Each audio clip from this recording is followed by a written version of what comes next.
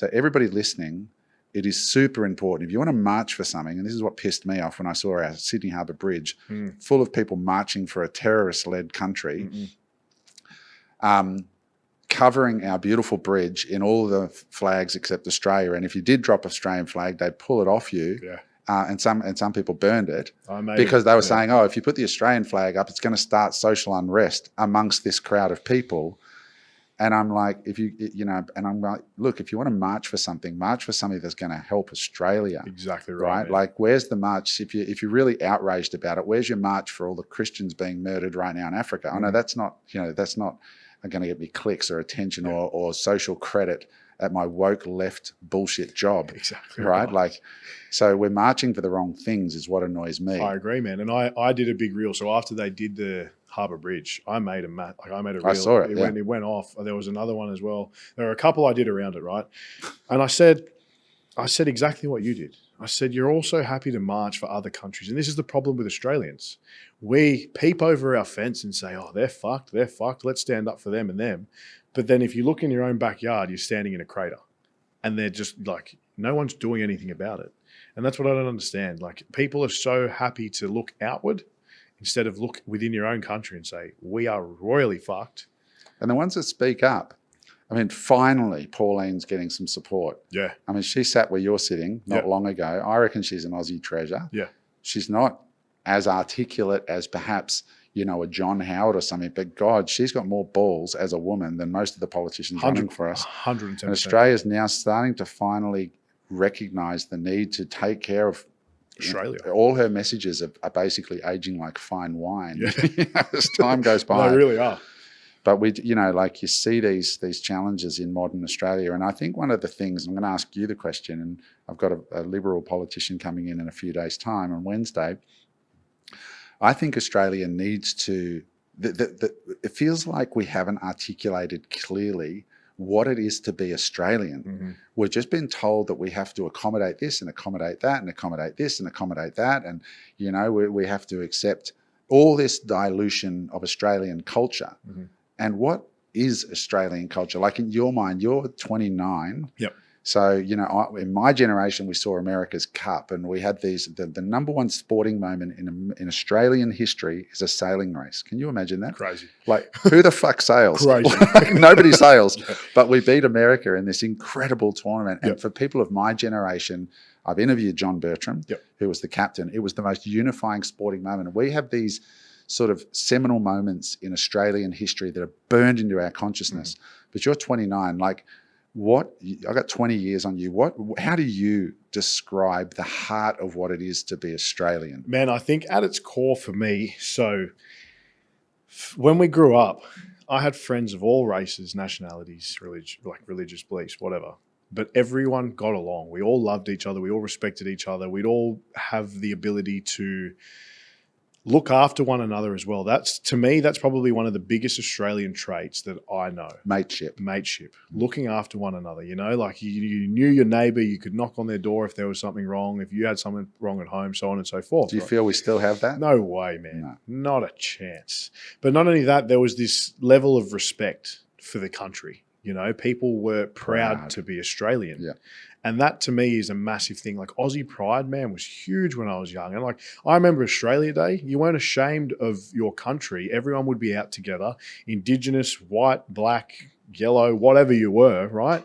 You'd all go out and you'd all have a great day for Australia. Barbecues, cricket on the beach, like all of those things that people see in the movies of Australia is what we grew up with. And we had a sense of humour. Man, you could joke about anything. And why are you called Big Chocky? Well, big and chocolate, and man, some of my other nicknames, this is the thing. So I grew up, obviously, I'm born 96.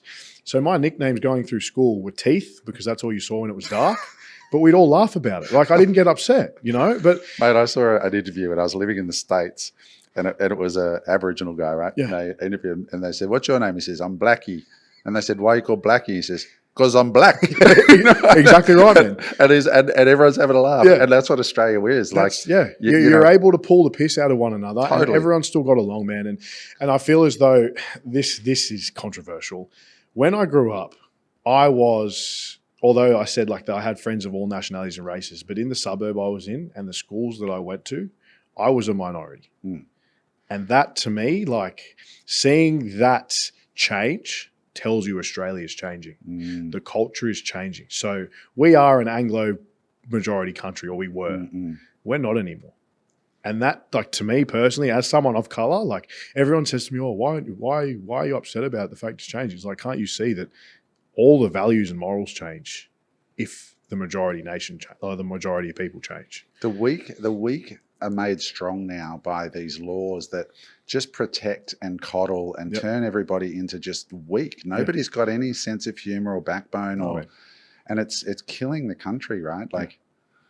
You know, and this is what I think Australia needs, is just a real clear definition that if people are coming in, this is what it means to be Australian, right? Like mateship, hard work. I think the biggest one is don't push your life or your culture onto anyone else here. Come here and be like us.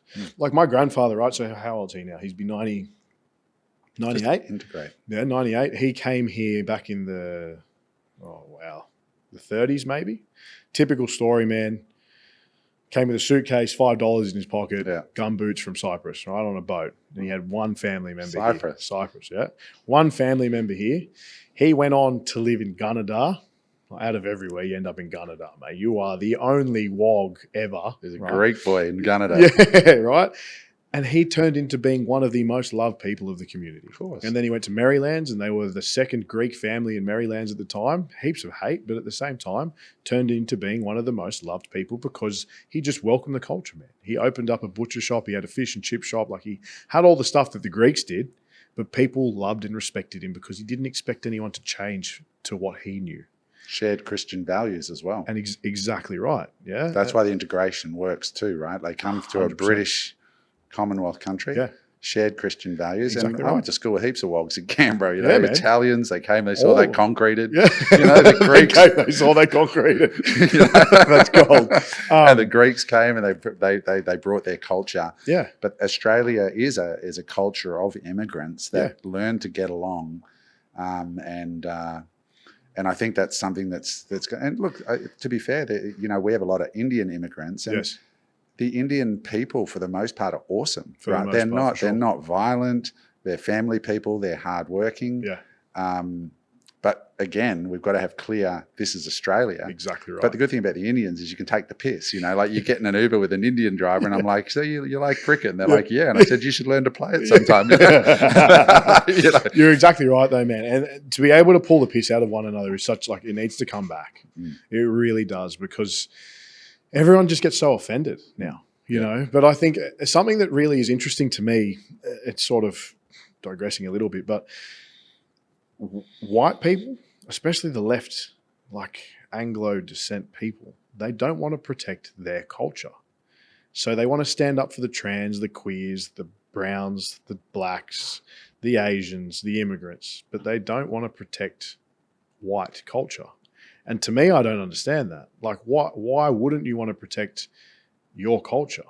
Do you know what I mean? And that it makes it amazing. I mean, you look at Australia. Yeah, man. It's incredible. I mean, I travel the world.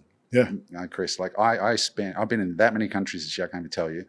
And you come back to Australia and it's fucking amazing. Yeah, it's great. It's beautiful. The Aussie culture is like, when Australians are at their best, I reckon they're the best country in the world. Tier 1 people. Tier 1 people, when they're at their best. 100%. But lately, we're not at our best. No way. You know, we're pissed off. We're stressed out.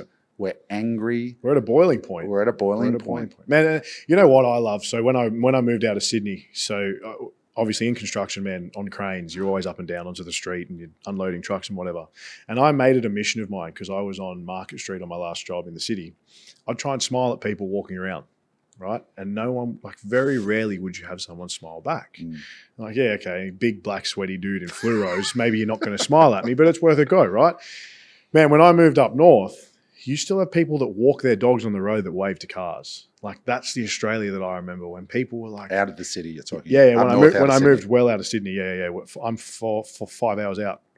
All right. When you're walking down the road, someone will say, good morning, how are you? You know, you're driving your car, everyone waves at each other. That's the Australia that I remember, not the Australia where everyone's so tunnel vision, stressed out, pissed off that the world's doomed, that they don't even have time to have interaction, civil interaction with people.